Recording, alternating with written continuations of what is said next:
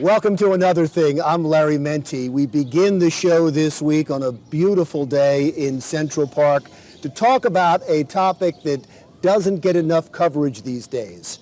Debt, national debt, world debt, your debt. It's all piling up again. What does all that mean?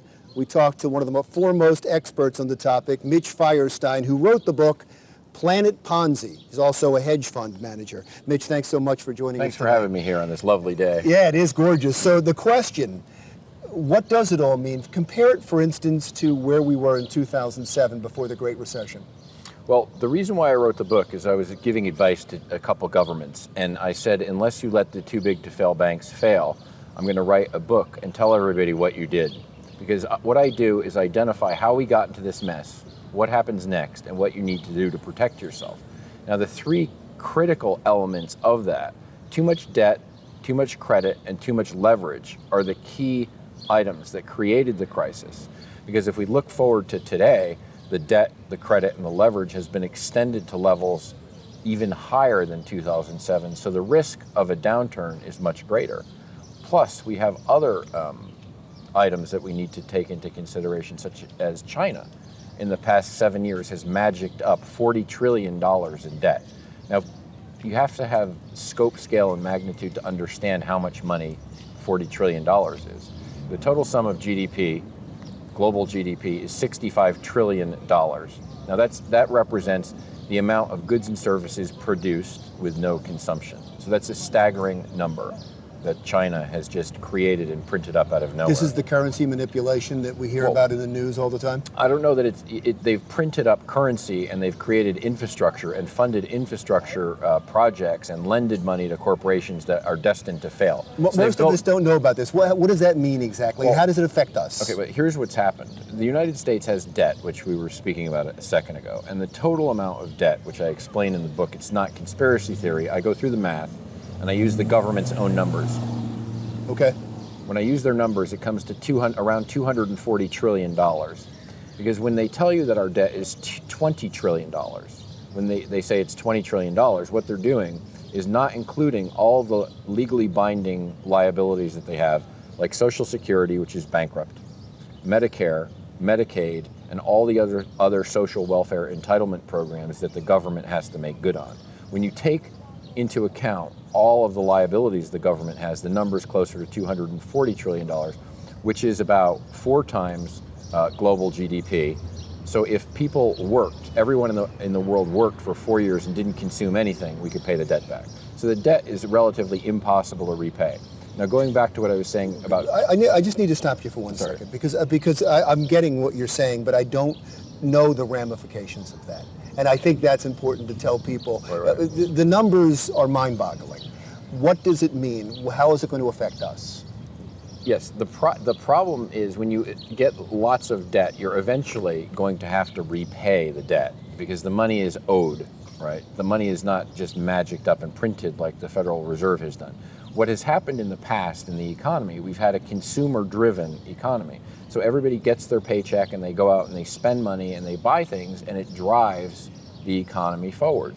But what's happened is if you go back and you look, the average person from 1979, their wages from 1979 to today, 2017, are actually lower than they were in 1979 when you adjust for inflation.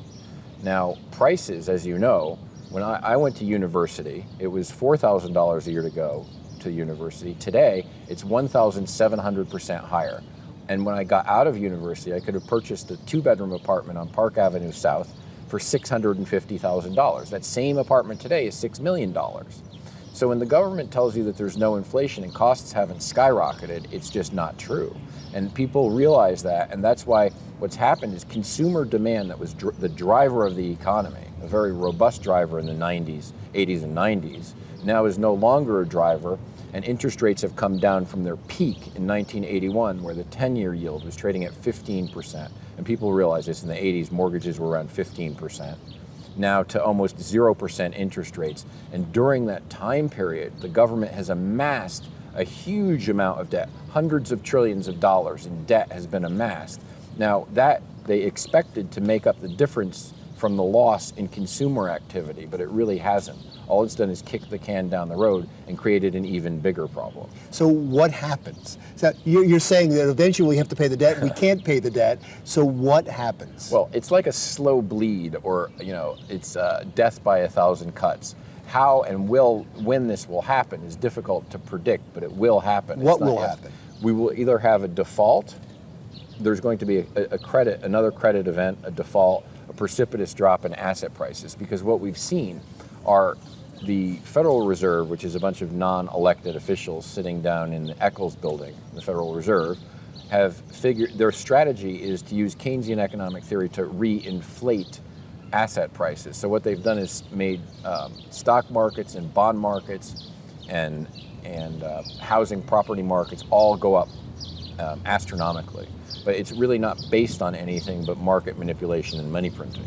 So since there's nothing behind that, eventually markets have to come back to parity or real value. See, we're trading above real value, and when the value gets out of proportion and you create a bubble, you never know how big the bubble will get, but you do know eventually it will pop. You're saying this so calm, but it almost says, you're almost saying we're headed towards some type of economic apocalypse. Well, we are.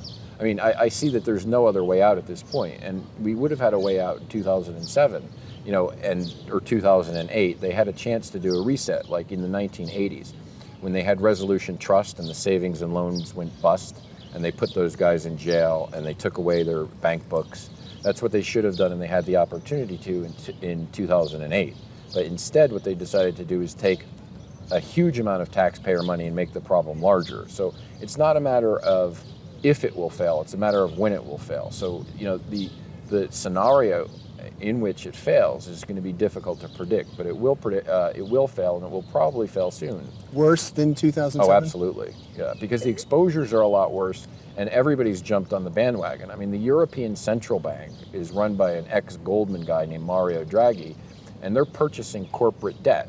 The Swiss National Bank, the Swiss Central Bank, is purchasing shares of Apple Computers. They're one of the biggest holder of shares in Apple Computer. They've got a huge portfolio of US dollar denominated stocks. So these markets aren't trading on price discovery, normal price discovery, which is how markets should trade.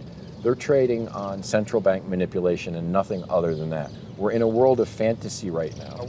What would you suggest to people? What should they be doing right now? You mentioned the stock market. You get out of the stock market? Right. Well, I mean, I think everybody should have a cornerstone of physical gold and physical silver that they have, not an ETF, because I think ETFs are problematic. There are more, which an ETF is an exchange-traded fund. Now, there are more exchange-traded funds than there are stocks. That should tell you what the problem is.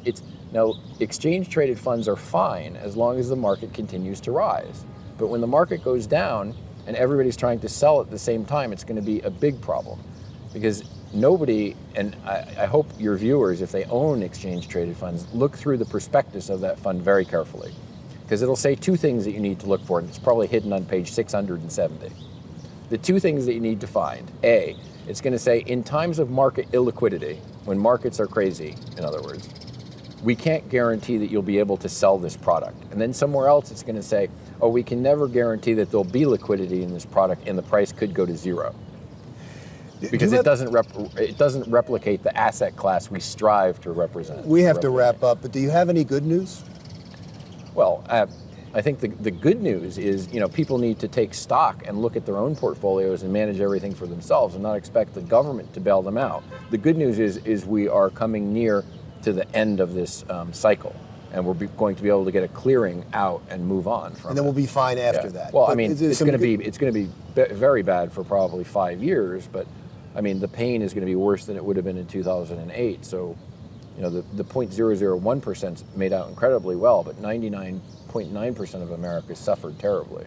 And I don't think that's fair. So no, I don't think anybody does. Thank you. Thank We'd you. love to talk to you again. Thanks. Mitch Feierstein, the author of the Planet Ponzi book, a bestseller, which is available everywhere. Amazon, anywhere. Anywhere you want to get it.